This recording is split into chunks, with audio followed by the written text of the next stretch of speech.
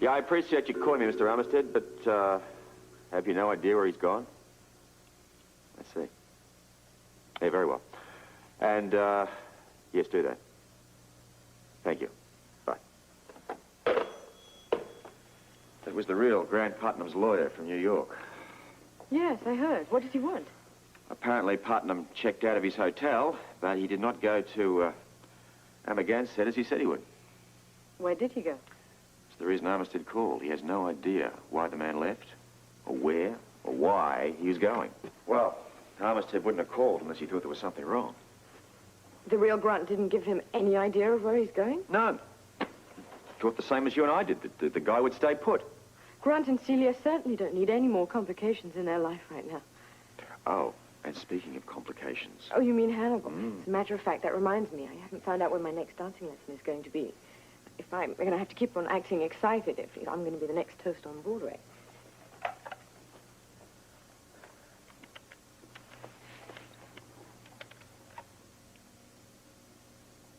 Mr. Hannibal? Yes, it's Margaret McTavish. You know, I was so excited after my last lesson, I forgot when my next one is. Now? Well, yes, of course I can. As a matter of fact, I just got home. I still haven't changed out of my rehearsal clothes. Yes, that's very nice of you, Mr. Hannibal. Thank you. I'll leave right now. What do you mean you leave right now? You just got here. I swear, the man is a con artist, and he's really good at it. He said he just had a last-minute cancellation, and if I want to, I can have my lesson right now. And you, of course, said yes. I just said I have to act excited. Of course I'm going. I paid the man $150 in advance. My attitude has to be, I can't wait for him to make me a star. And my attitude is that you be careful. Robert, the man is running a scam.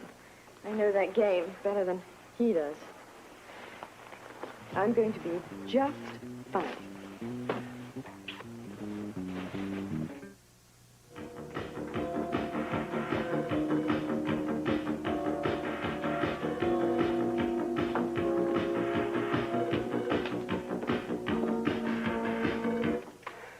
Much better, Melissa. You're doing fine. Thank you, Mr. Hannibal. So, what do you want me to do next? Well, that's it for today. I thought my lessons were in an hour. I mean, I haven't been here nearly that long. In dance, Melissa, it's not the amount of time you spend, it's the quality of that time. Now, if you'll excuse me, I have to go down the hall for a minute. I'll see you next time as usual. Whatever you say.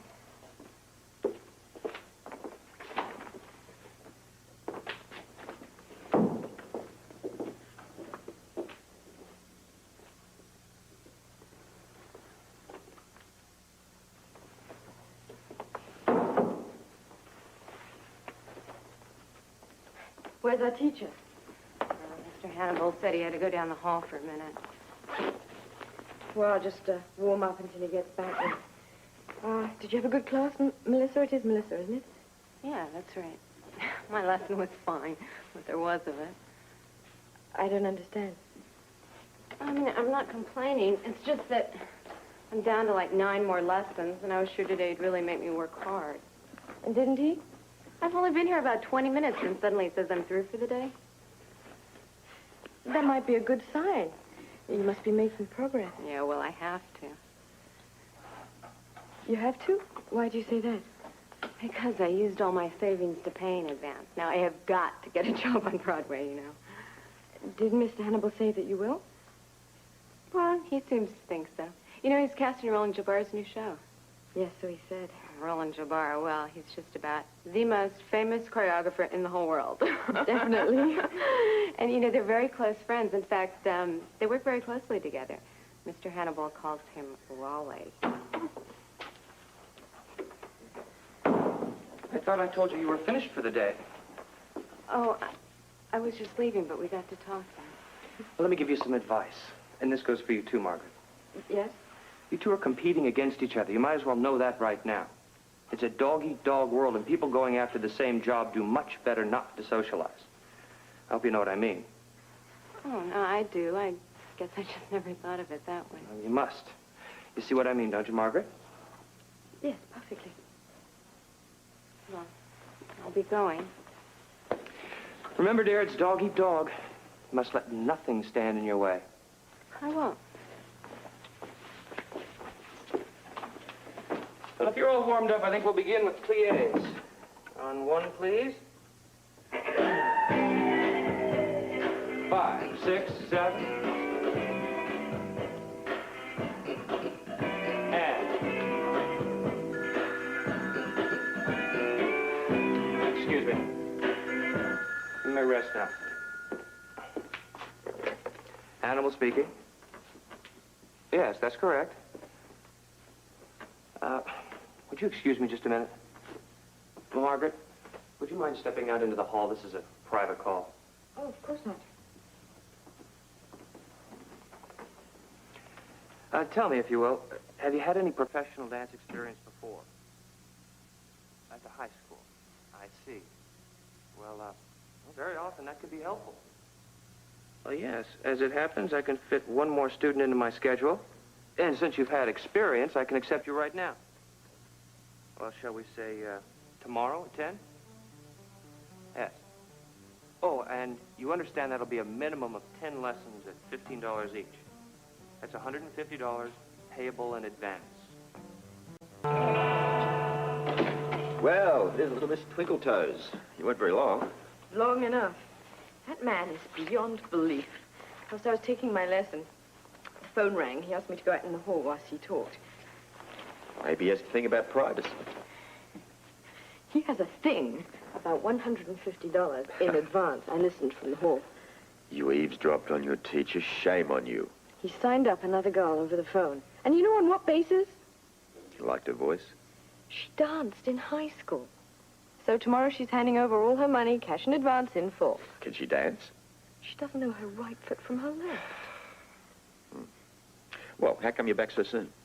My lesson, and get this, my entire lesson consisted of 5 minutes of stretching.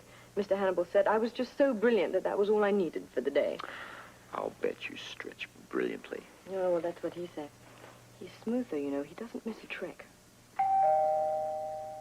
We expecting anyone? Not that I know of.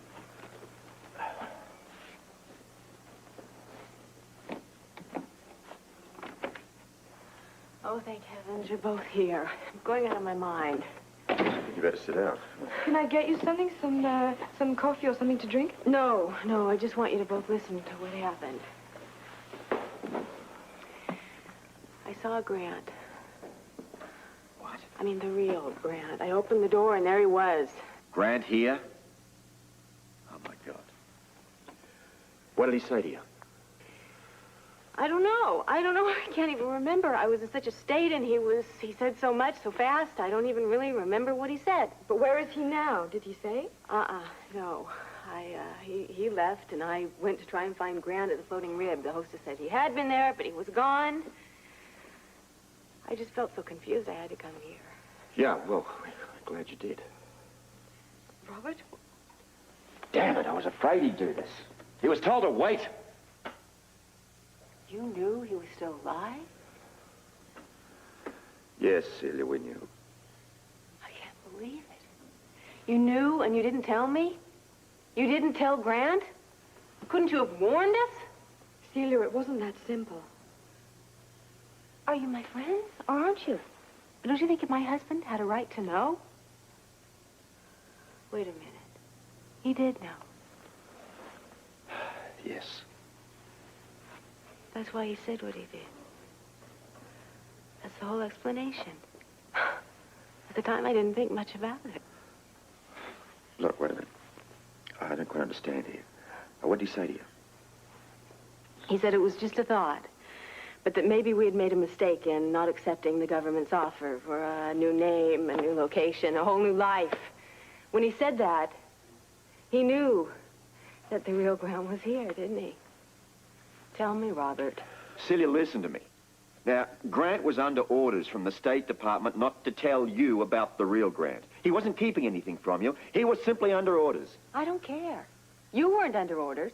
Or even if you were, doesn't our friendship mean anything to you, Robert? Don't you think I had a right to know about this? Yes, you had a right to know. And still you kept it from me.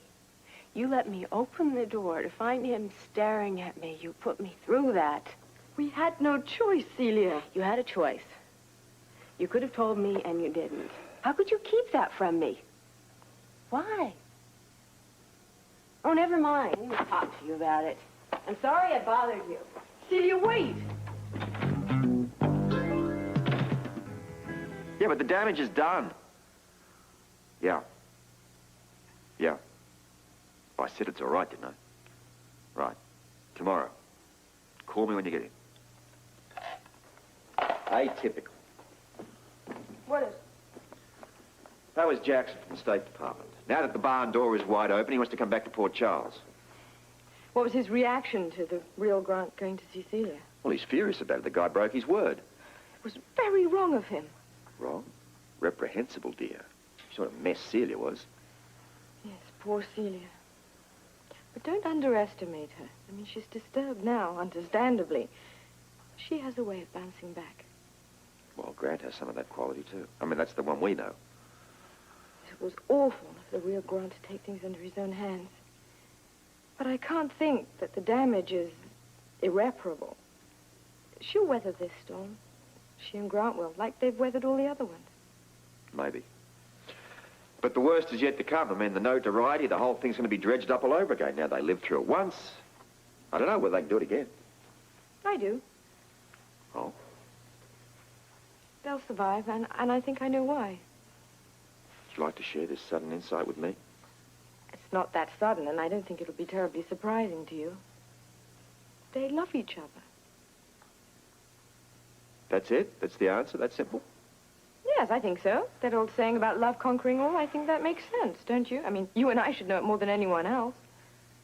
Yeah, we've been through our share of hell, haven't we? And we survived. I think they will, too.